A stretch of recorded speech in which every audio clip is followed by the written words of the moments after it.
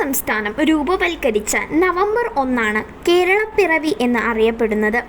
1947 India ബ്രിട്ടീഷുകാരിൽ നിന്നും സ്വതന്ത്രമായ ശേഷം ഐക്യകേരളത്തിനു വേണ്ടിയുള്ള പ്രക്ഷോഭങ്ങൾ ശക്തിപ്പെട്ടു.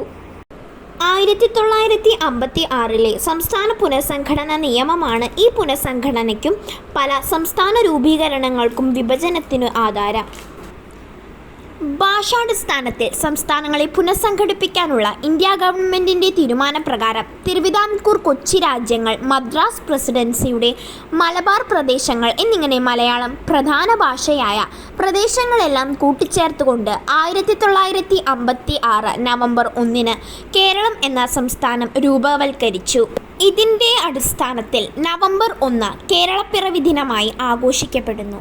ഹിന്ദു പുരാണങ്ങളിൽ യോദ്ധാവായ മുനി പരശുരാമൻ കടലിൽ നിന്ന് കേരളത്തെ വീണ്ടെടുത്തതായാണ് ഐതിഹ്യം. വിഷ്ണുവിൻ്റെ അവതാരമായ പരശുരാമൻ തൻ്റെ യുദ്ധകോടാലി കടലിലേക്ക് എറിഞ്ഞു. അപ്രതീക്ഷിതമായി കേരളഭൂമി ഉയർന്നു വന്നു. വിഷ്ണുവിൻ്റെ 10 അവതാരങ്ങളിൽ 6ാമനായിരുന്നു അദ്ദേഹം.